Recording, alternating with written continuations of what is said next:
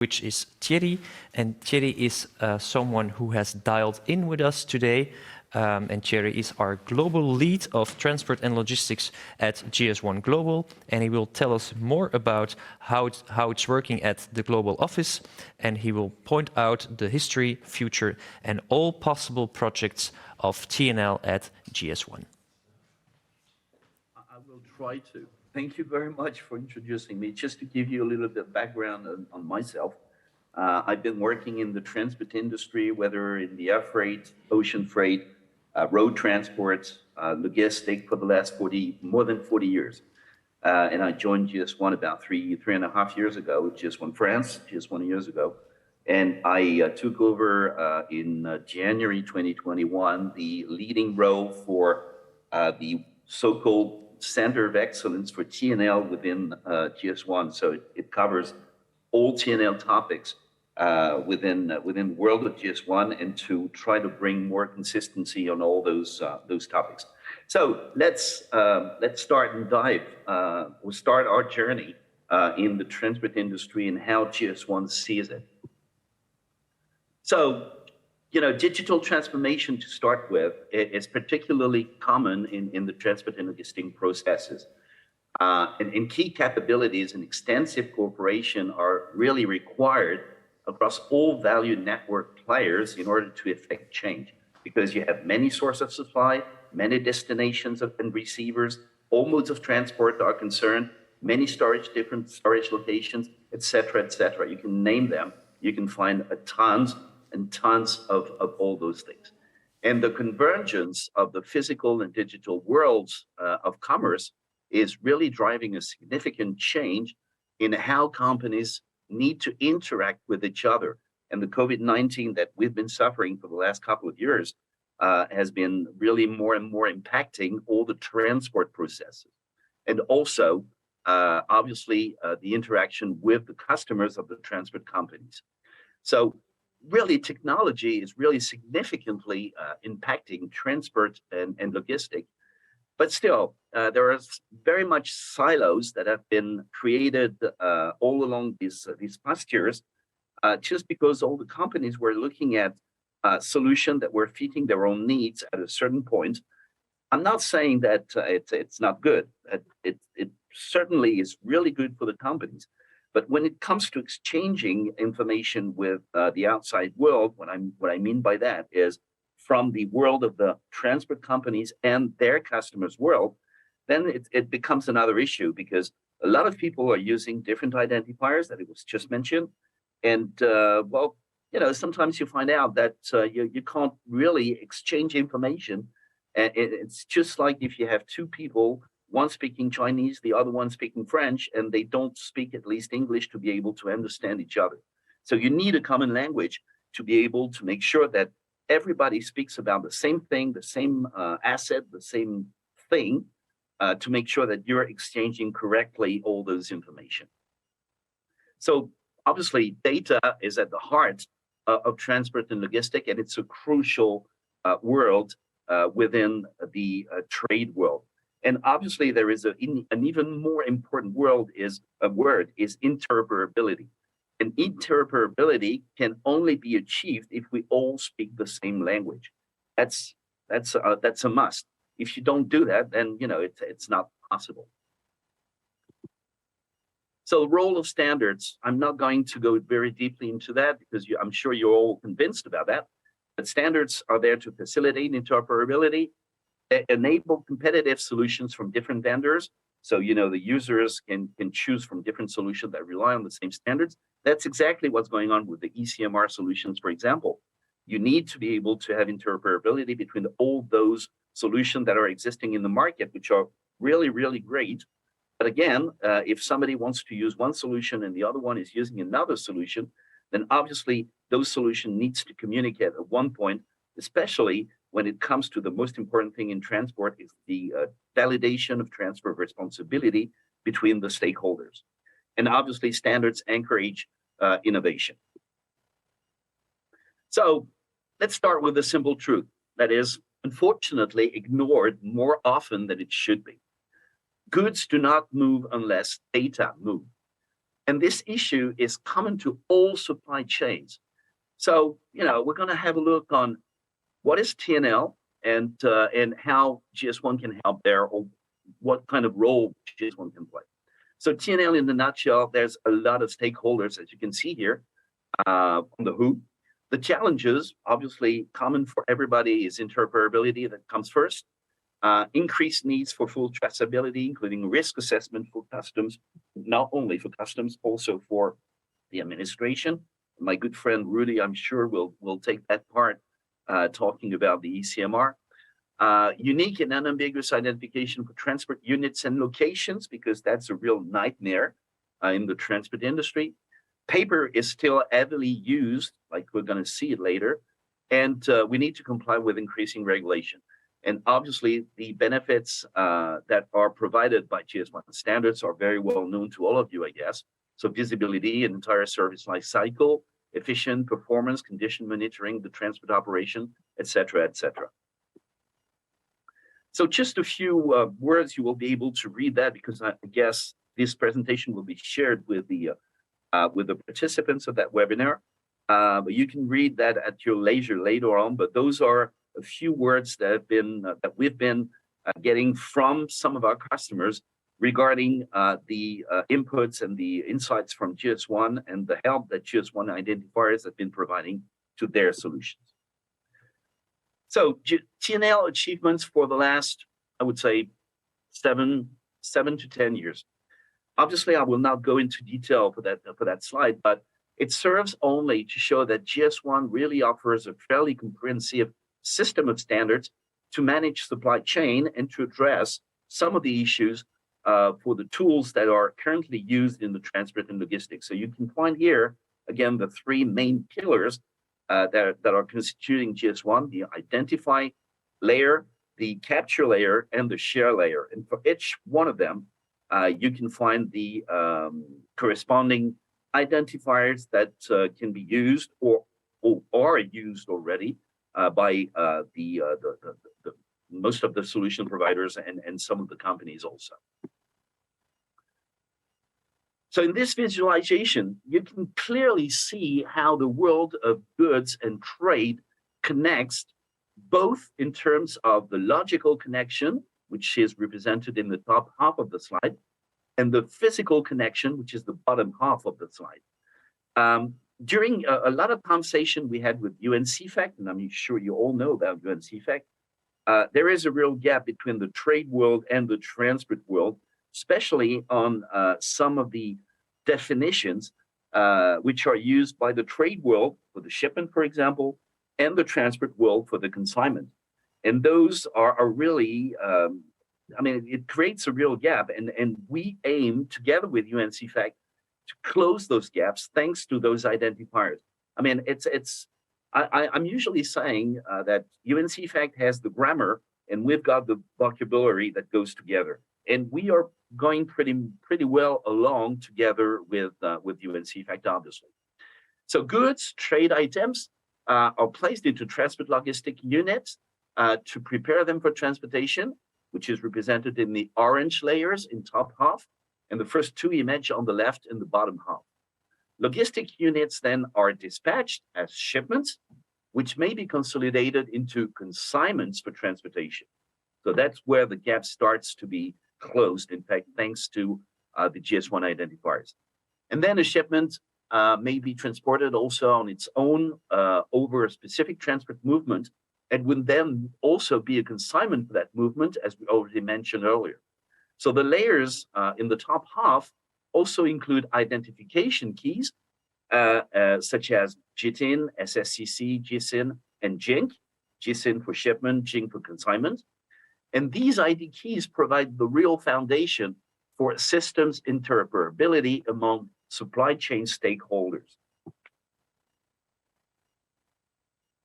So cargo owners include, what I mean by cargo owners on that slide is that all stakeholders that have a financial interest in the goods being transported. That includes donors and suppliers, obviously. Nowadays, you have many different actors that may take part in the transport of goods between a supplier and a receiver, for example, a seller and a buyer.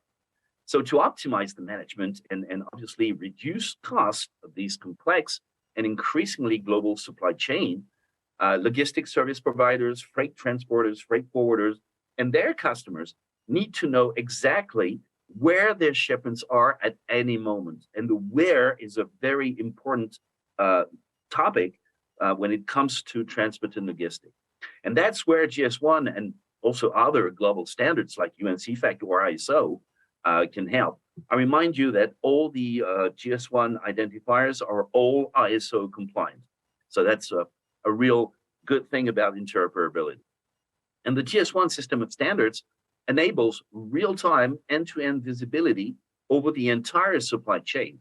So companies can know exactly where things are at any point in time and where they have been before and why. So you've got many different actors that can take part in the transport of goods between a seller and a buyer. And that's why end-to-end supply chain visibility is so important. So the main challenges that are identified by the stakeholders and by our members for the transport and logistics are listed here. There might be others, but those are the most important ones. So you're talking about supply chain transparency and traceability, sustainability, obviously, help to reduce CO2 emissions and greenhouse gas emissions, supply chain resilience, circular economy, authenticity and fight against counterfeiting, and digitalization of the transport processes and documents. That includes ECMR, e-consignment notes, EPODs, name them. You've got so many kind of documents that are needed for just complying with a simple transport operation, an international transport operation. There was a study that came out a couple of years ago that was mentioning that there is an average of 40 paper documents that is currently exchanged between at least 30 different stakeholders for one single international transport operation. So you can understand that there is still a lot of things to do, a lot of work to do to make sure that the transport companies are really going digital, but not only for the internal purpose, but also with the exchange with the external world. So the main priorities, as I was introduced to, I'm leading the Center of Excellence for Transport and Logistics at a global level. We have identified three main priorities online with the requirements and the statements from our members. The first one is regarding location management for TNL sector. That covers all things related to GLM. Scan for Transport, my good friend Michel, who is one of my sector managers within the TNL Center of Excellence, will talk about this later on, and the paperless initiative that covers not only ECMR, but also all the papers that needs to be exchanged digitally in a transport journey. So just to go for a simple example, I just wanted to take the example of the GLN location management. So a very simple statement. When you're talking about transport and logistics, it all starts with knowing where events are occurring in the supply chain. That's really a must, and that's the start of everything. In everyday business, sorry for my French, but it's a real mess, according to the members, due to poor master data. Again, you find those data silos that everybody understand that are not relevant anymore. I mean, we need to close those silos or to remove those silos by having a single common language to be able to make sure that everybody understands everybody. Data quality is also very much important because it looks like there is kind of an inconsistency and incomplete and incorrect, especially in the address that are provided to haulers or to transport companies to perform the transport operation. And obviously there is a data impact because many inaccuracies end up in old channels ranging from ERP and CRM to catalogs and TMS, which results also in errors in the master data, makes it difficult to drive the optimal route, and company cooperation suffers really as a result. Just to give you, I'm gonna skip that one, but just to give you an example of a kind of a conversation that can happen between a driver that's supposed to deliver goods to a place and its operation. So the guy arrives at the terminal or at the warehouse, and well, he doesn't know where he's supposed to go really because the address seems to be wrong. So what he does, he's calling his operation and asks Susie to find out if she has additional information to be able for him to perform his delivery. And Susie said, well, okay, let me check. And but she needs to know what he has loaded.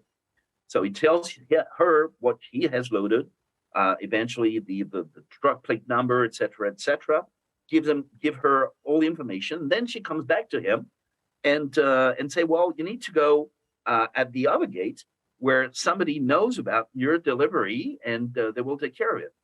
But the problem is that in the meantime, during all that conversation, the driver has missed his appointment. And so he needs to wait. So that brings, again, some additional burden for the driver because he needs to wait. He needs to lose time. And obviously, all the next customers that he has to deliver will be suffering. So that's a real problem. Now, if you take things a little bit more internationally, you have here on that slide an international supply chain, which is obviously an ocean freight supply chain, but it's valid for any kind of mode of transport. But you can see on the left side that you start with a minimum level of the product itself, which has an identifier, can be a GTIN, but it can be something else. Then the product is put into a package, the package is put into a box, the box is put onto a pallet, the pallet is put onto a container, the container on the vessel, et cetera, et cetera. And on the top of this slide, you've got all the different locations where this parcel, which is not, yet packed or anything, all of the location that the parcel of the logistic unit have to go through before it's delivered to the end consignee.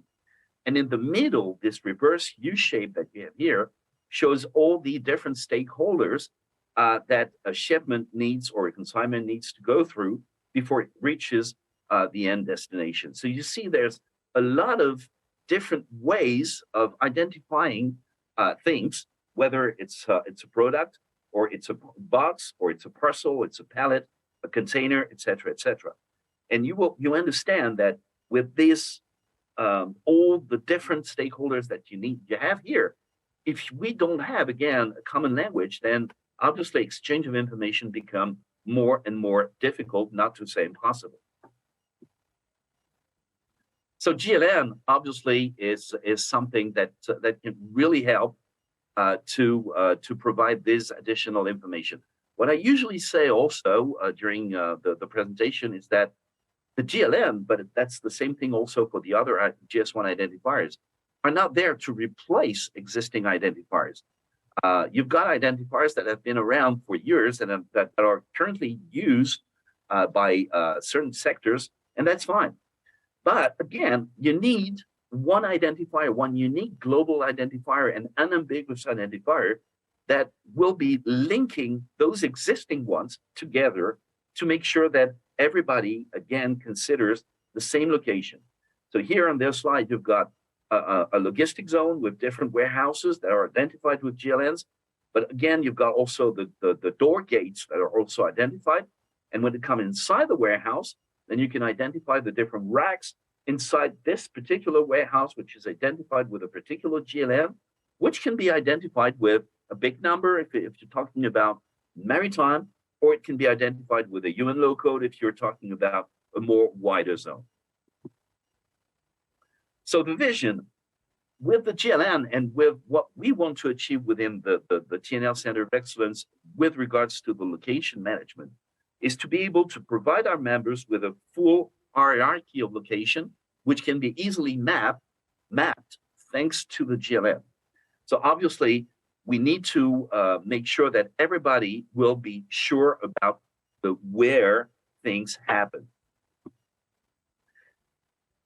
I just wanted to give you also some, I think it's the kind of a conclusion on that, but I just wanted to give you some latest achievements that we have been successful with I mentioned the work with UNCFAC. The UNCFAC just published a business requirement specification for multimodal track and trace, which you will find by following the link that is on this slide.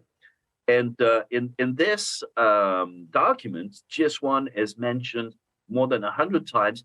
EPCIS, the very well-known traceability standards, is also mentioned more than 30 times in this document. So it means that we are really considered, but more than considered, recognized as a real trustworthy and useful company with providing identifiers that can be used in international trade. We have been also participating with the International Chamber of Commerce and the World Trade Organization in publishing a document which is called the Toolkit for Cross-Border Trade, where all GS1 identifiers are mentioned and recognized as robust and useful for cross-trade business. We have participated also together with my colleague Jaco, who was in charge of TNL for a couple of years before I joined, in fact. And we have been participating together to the International Chamber of Commerce Academy, where we have provided the ICC with some videos for the courses that are provided by ICC. And we've been doing that also together with the BIMCO, which is the Baltic and International Maritime Council. You can find FIATA, also the Federation of Freight Forwarders, and DCSA, Digital Container Shipping Association, who are very active on that. And I think that's all for me. I think I was in time, right? Thanks a lot, Thierry, for your very interesting. There's a lot to say anyway. Indeed, indeed, and I think you can go on for a couple more hours if I'm not mistaken. Oh yeah. Yeah. So thank you very much for your very interesting and very passionate presentation, Thierry. But to stay on schedule, we need to answer the answers via the chat channel. We've seen a bunch of questions coming in, but unfortunately our time has been passed, so we need to go to the next speaker. So thank you very much.